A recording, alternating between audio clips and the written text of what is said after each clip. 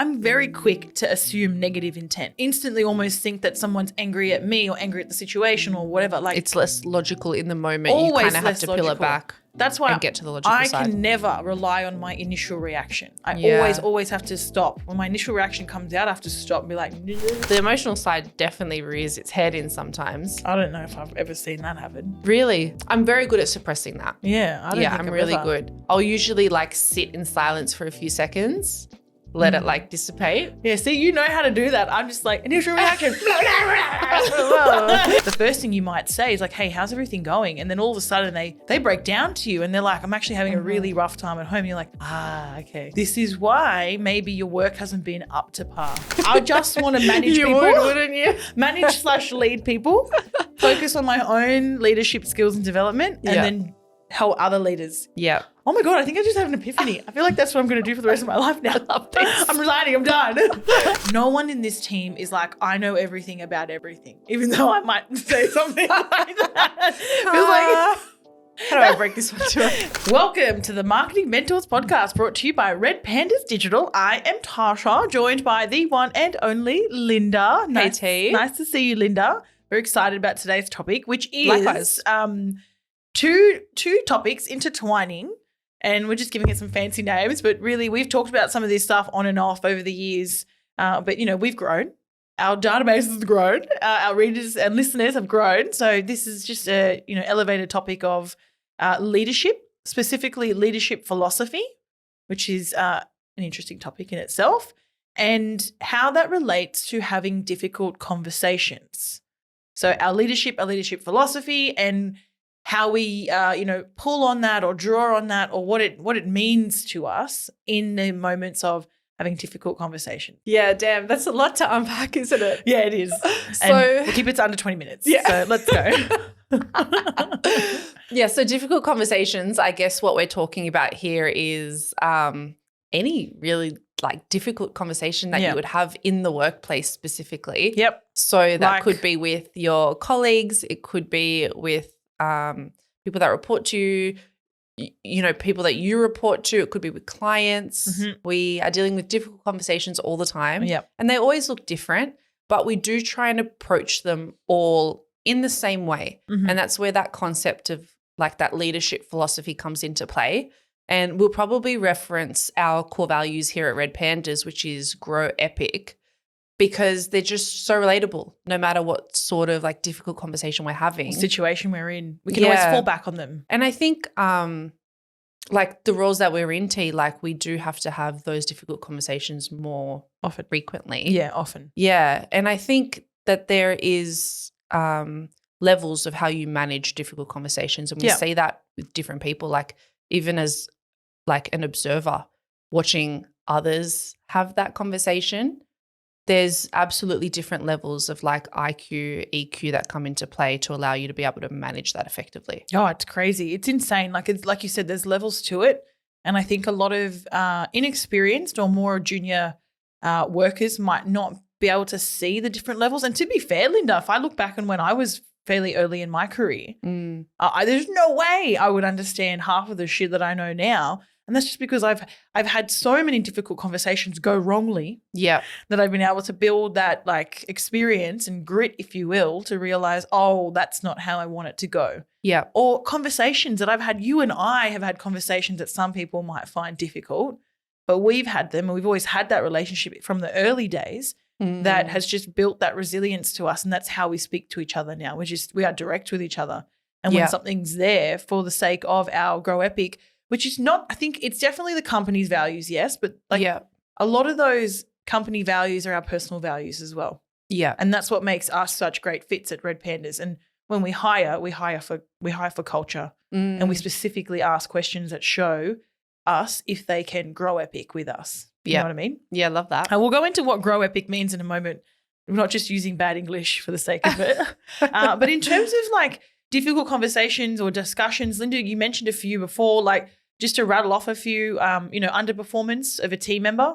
Mm-hmm. Unfortunately, that is a difficult conversation. Someone's not hitting KPIs or they're not quite hitting the mark where they need to be hitting for their role.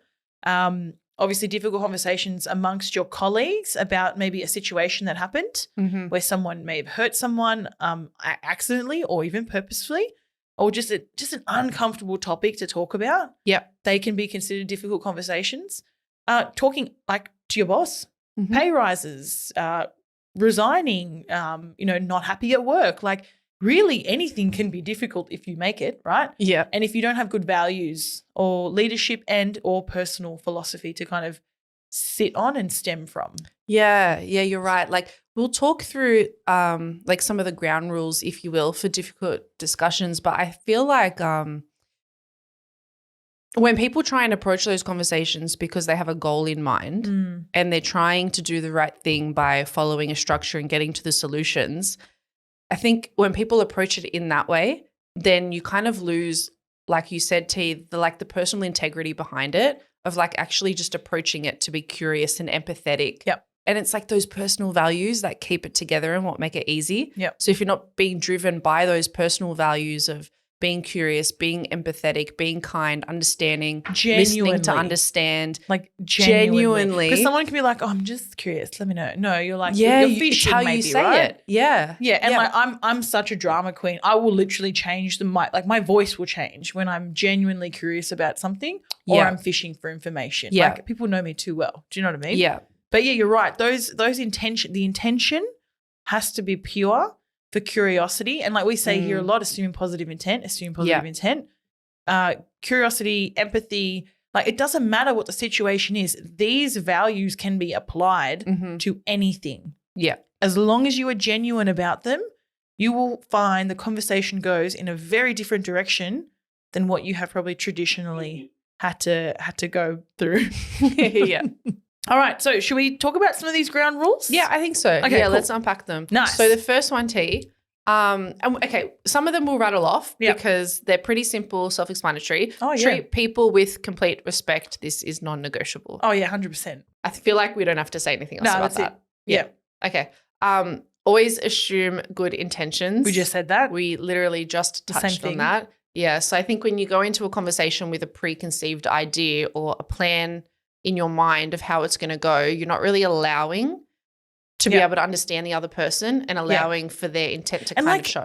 Catch yourself. I'm saying this because I find myself doing this a lot. Yeah. And I don't know if it's because of how I was raised or just the world we live in today, but I often find myself assuming negative intentions. Yeah. And I have to stop myself and say, no, Tasha, that's what you think. That's often not the case. Yeah. And then I have to like rewind and go, no, just assume positive intent. Like just some of the arguments that I've had at home. Yeah. Where I like get annoyed about something and like what I do is I assume that Sean. Like, here we go. Sean. Here we go. Fucking settle in. I assume that Sean wants to make my life harder. Yeah. Of course he doesn't, right? But it feels like it in the moment. So I've learned how to articulate to him. I'm like, I know you're not trying to make my life harder, but when this happens, it feels like that. And he's like, oh no, that's definitely not the case. I'm like, of course it's not. Right? So it's like I verbalize how silly the negative intention is. Are you more like, do you use more of the emotional side of your brain as opposed to the logical? 100%. That's why I'm very quick to assume negative intent. Yeah. Because I instantly almost think that someone's angry at me or angry at the situation or whatever. Like it's less logical in the moment. You kind of have to peel it back. That's why and get to the logical side. I can never rely on my initial reaction. I always have to stop. When my initial reaction comes out, I have to stop and be like, yeah. At least you're aware of that. Oh, yeah. It took me a long time though. And I still have to catch myself, right? Yeah. Moby's always reminding me, Tasha, assume positive intent. Because my default is not to assume positive intent. Yeah. So that one's like, I honestly think I should get that tattooed on me because I'm constantly reminding myself. So yes, come into your difficult conversations assuming good intentions, right? Even if they weren't. I think it's easier on your heart, honestly, as human beings with, morals and hearts and sensitivities. It's just easier for you to assume positive. It is, isn't it? Than go in negative. Like imagine always being negative about stuff. Yeah. It's like, ugh. I remember like I did this exercise ages ago. You just reminded me. It was like years ago. And I can't remember the book I had read. Maybe it was like something to do with breaking bad habits. I don't know. But like it was talking about how often you get a negative thought come into your mind. Oh, yeah. And how little positive thoughts come into your mind naturally throughout the day. And you literally have to rewire your brain and stop those negative thoughts in their tracks and rewind and go back and think, okay, how can I turn this into something positive? Yeah. It's so natural. It's so natural, T. Yeah. That's just the way. I think it's the life we live, how we grow up, all that type of stuff. Yeah. All right, what have we got next? People are safe, ideas are not. I don't understand this one. People are safe, ideas are not. I guess it's like a mental thing. Ideas are not safe? I don't know. Ideas are safe. Let's go to the next one because I don't really get that one. If you know what we mean by that one, then please feel free to ping us so we can unpack that. Challenge ideas without attacking people. I love this one. I love this one. This is like radical Kim Scott's radical candor, like everything about it. You want to challenge directly from a high place of care. Yeah. It's what we do here a lot. Unfortunately, sometimes I personally can fall into like the obnoxious aggression quadrant of that scale. Just because you're just trying to get to the point so quickly that you I forget don't want about to the like caring. Offer it. But you know what's funny though, Linda, is I do care. I do care. I just don't always show it. And if you don't know me, I can come across as obnoxious. Yeah. It's like, of course I care. You know what I mean? Well, I remember like recently you and I were facilitating a conversation and you literally jumped in. You're like, guys, I'm just going to get straight to the point. Yeah. And you just stopped in and I'm like, that's Dash. Yeah. And like, because these people know I care though. So I have to be conscious of that with people that I'm first meeting and first getting to know and lead. Yeah. And know that, hey, I can be direct, but like I also make sure I spend a lot of time getting to know someone on a personal level so that's true. That's my way of caring. But when I talk to you in a certain direct way, that's just because I'm challenging you directly, if that makes sense. So challenging directly and like without attacking someone. I think you do this beautifully, Linda, logically. Yeah. Like you know how to ask a very pointed question of it being challenging, but also like you don't even come across as the slightest bit of obnoxious. Yeah. That's that logical brain that you have, right? Where you can I definitely try and lead with that. Yeah, as opposed to the emotional side. The emotional side definitely rears its head in sometimes. I don't know if I've ever seen that happen. Really? Yeah. I'm very good at suppressing that. Yeah. I'm really good. I'll usually like sit in silence for a few seconds. Let it like dissipate. Yeah, see, you know how to do that. I'm just like, initial reaction. Have it all. And then I feel fine. And then I'm like, everything's fine. Moving on. But you're right though. Like I think it's acceptable, T, because you build that personal connection with someone first. Like you're so good at really getting to know someone on that personal level and you understand them, they understand how you work. Therefore, then you can be as direct as you are. Yeah, 100%. Whereas, to be honest, it takes me longer to get to know someone personally. Maybe that's why you're more logical I'm about a bit more like professional and diplomatic. Yeah, I think so. We're both very different in that way. Yeah, it works. So it works. But it works. Exactly. Yeah. We haven't had any complaints yet. So we'll just keep going. That we know about. Yeah. All right, cool. So we've said, treat people the way you want to be treated, assume positive intent, challenge ideas without attacking. Approach tough subjects in I don't want to say soft, this says soft, but in a mindful way. Yeah. I think, again, if you're being curious and you are leading with empathy and you're from a high care, you're going to know that someone's family member is having a hard time, for example. Yeah. So you're not going to if you've got to bring up something about maybe their performance and you're aware that they're having a hard time at home, you're not just going to come at them. Yeah. Because you care about them and you're going to lead with curiosity. And the first thing you might say is like, hey, how's everything going? And then all of a sudden they break down to you and they're like, I'm actually having a really rough time at home. And you're like, okay. This is why maybe your work hasn't been up to par in the last few weeks. Yeah, it's an emotional intelligence, isn't it, to be able to think that way, because I can appreciate a lot of people, they're thinking business solutions and they've got their business hat on. So let's say their colleague, their teammate, whatever, hasn't been performing. You're going into that conversation knowing that you're going to have that serious conversation with them. And because you're not approaching it with that curiosity as to, okay, what's going on in their life right now? Like this is not typical from them. That's it. That's important. If it's not typical behavior. If they're just like, if they've got no skills and they keep failing because their skills are bad, that's a different conversation. Right? Different conversation. But we're talking about, you've got a good performer here. They've worked really well in the past. Yeah. They've fallen off the bandwagon. You're not sure why. So don't even start with the business stuff is what we're saying here. Like actually just understand the person in the moment. Curious. Yeah. Genuinely Be curious. curious, yeah, and try and see what's going on with them. And ideally at this point, you know, you have that relationship where they're comfortable to share it with you, because if they're not, then that's a different story. It's hard to navigate that when you're working with someone who doesn't want to open up to you in that way. Yeah. And I guess that takes time. It does. That's why I think like leaders, part of leadership philosophy would be, you know, relationship building with your either direct reports or your team. Like it's important that you like you invest in that first 3 to 6 months of a new relationship with someone to get to know about them personally. They'll get to know about you as well. Like organically, it comes out in conversation, but like you have to make an effort to learn about their life. You know, I actually read in Kim Scott's Radical Candor this morning. It was an example of a leader and how he gets to know his direct reports in the first like 3 months. And one of the questions he does is he takes his direct reports out to a coffee, which we do the same, but he specifically asks, tell me about your life since kindergarten.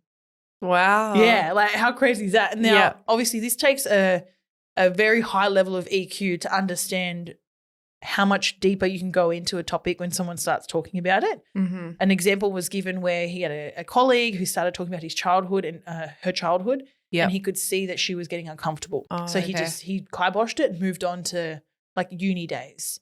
Right. So you've got to, and I don't know how to write that. I don't know if that can be written, Linda. That's stuff that you've got to go through, feel it, vibe it, understand what it's like when you're in a conversation with someone and they are uncomfortable, whether or not they've said, hey, I'm uncomfortable, or it's like the body language, the tone of voice. Exactly, they get quiet. quiet. On it. Yeah. Because like I'm very comfortable with saying to someone, I don't really feel like talking about that. Sorry. And like moving along without getting offended. But some people won't be.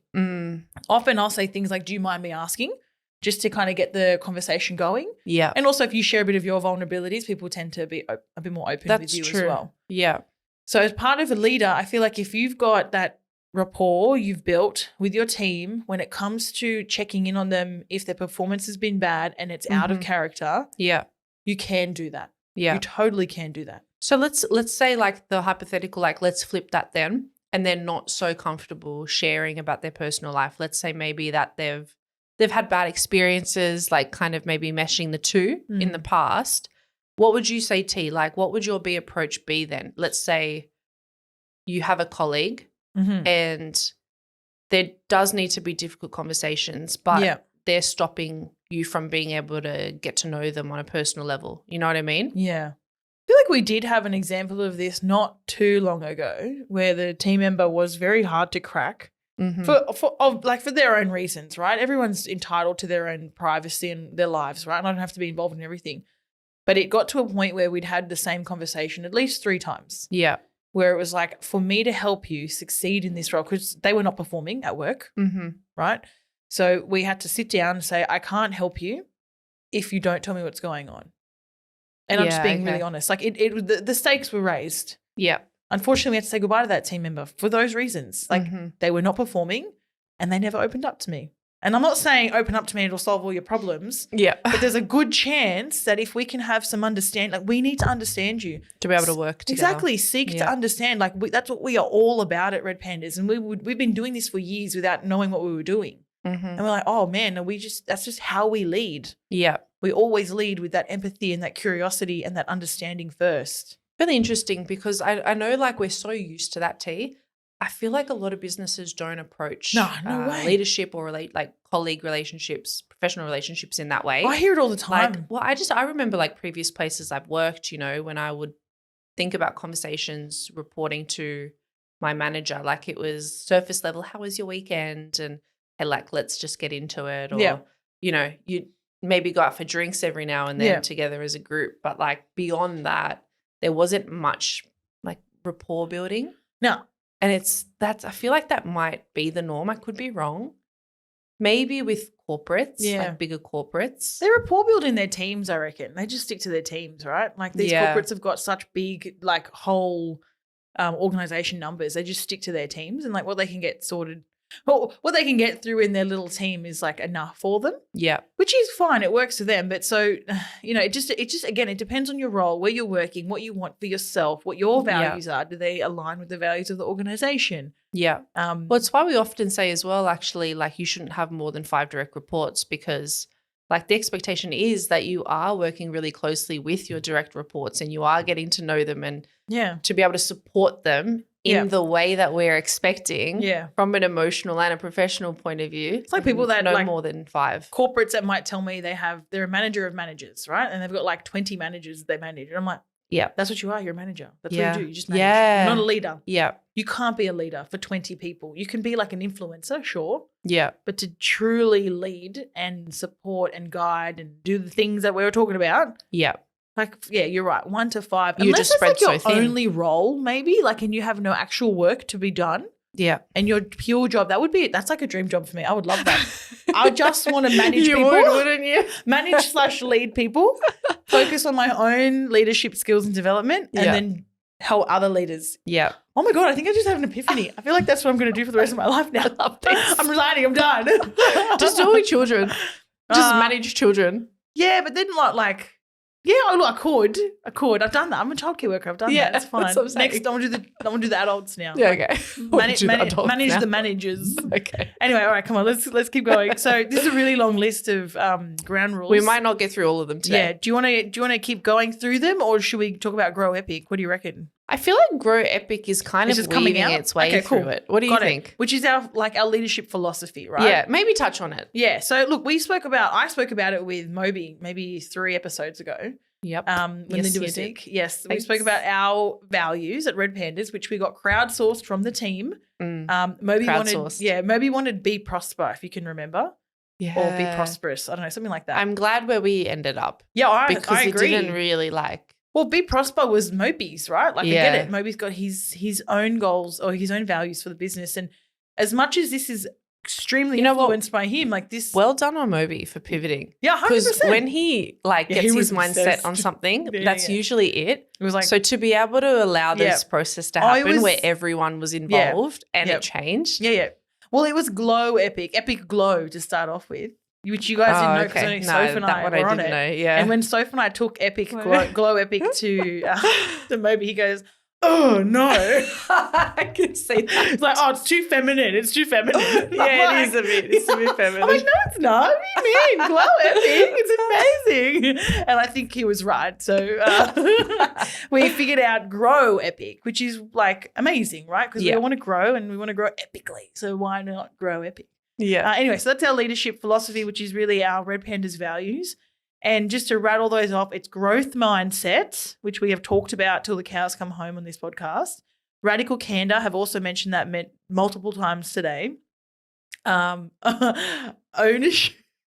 mindset. Why are you laughing? Because I'm forgetting them. And they're right in front of me. Ownership. So we own what we work on, and we take great pride and we just get the shit done.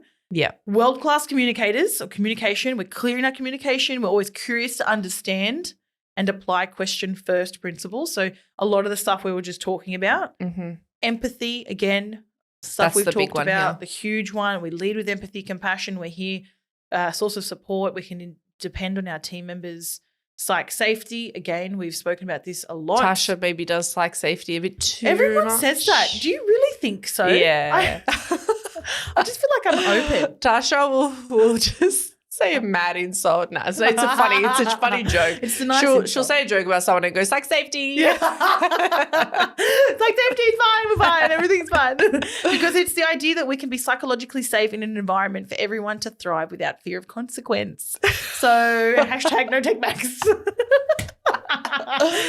Inspire. No, we're a source of inspiration for each other. We infuse positive energy and good vibes. Obviously, that's just like energy, good feel vibes. Good fun one. Yeah, exactly. Yeah. No one wants a dibber downer on their team all the time. Yeah. No, I don't. And coachable. It's a big one. We're all coachable. We're open to moments of feedback. We leave our egos at the door. We lead with humility, and we're humble enough to know we don't know it all regardless of our position. It's a big one because a lot of times people think they know everything and then they come in and we're like, we just can't work. We're all confident and we're all a little bit competitive in the team. Yeah. And that's great. That's healthy. Mm. But no one in this team is like, I know everything about everything, even though I might say something like that. Feels like, how do I break this one to her? Can you just make that one snippet? I know everything about everything. Just Oh my do that God, for me. Pasha. And then be like jokes. Hashtag jokes. This is fun. Where's leave your ego at the door? Wow, this is a horrible episode. What is going on? Okay, so there are grow pick. There are leadership philosophies. We've got a couple more difficult conversations, like ground rules. Maybe we do 2 more. Good. All right. Okay. So the next one is look for common ground. Where are you in agreement? Interesting. What if you just disagree, though? I guess that's why it's saying it. You know what? No. Okay. Let's say someone feels like they are performing. You feel like they could be doing better. The common ground is like, what are we actually trying to achieve here? Oh, I see what you're saying. So that's the common ground. That's why we keep Like we're trying to get. So smart. Is there more emotional ones in here we can talk about? Be brutally honest, but not brutal. That's kind of like challenging directly and caring, right? Don't be brutal. Like don't be a beep and just be nice to the person. Yeah.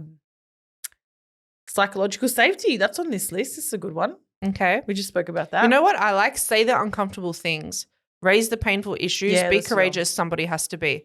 So like it can oftentimes be easier to just not have the conversation and think, oh, if it happens again, next time I'll do it. Yeah. And, maybe I'll just message them. I won't call them because, then I'm going to have to like think about what I'm going to say. And like it's actually so much easier to not have the conversation. And oftentimes I have to tell myself, Linda, just have the conversation. Yep. Because usually I'm like, oh, you know what? Like it's such a small thing. It doesn't really matter. Who cares? Like in the grand scheme of things, like is it really going to make a difference? But you should always try and have the conversation. It does. Just this week, Linda, you called me and probably had one of those moments where you're like, oh, should I? Yeah, I will. Yeah. You called me. It was a 7-minute call. You brought me to an awareness level that I wasn't at with something that I had said to you, and I'm grateful for it. Yeah.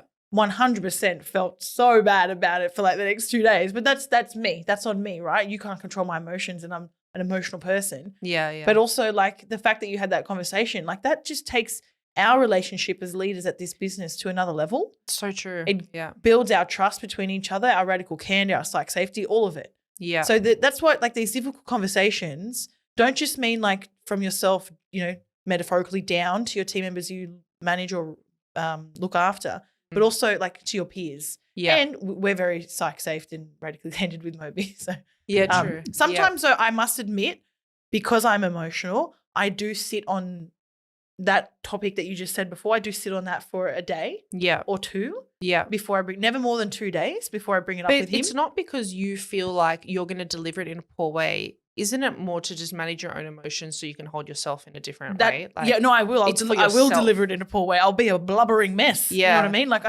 I don't want to. In saying that as well, though, because there's that psych safety there and we know each other at this point, that actually doesn't matter at all. No, of course it doesn't. You know what I mean? It's like, I had an instance where a few weeks ago, I should have been a blubbering mess to Moby for about 10 minutes because I just needed to get some stuff off my chest and I didn't. And unfortunately, it affected me the rest of the day. Yeah. I was still fine, showed up for my team all right, but I definitely felt like I wasn't my best self and I wasn't doing my best work because there was something on my mind, and it came out to him like 2 days later. Yeah. Whilst I just needed some time to process it.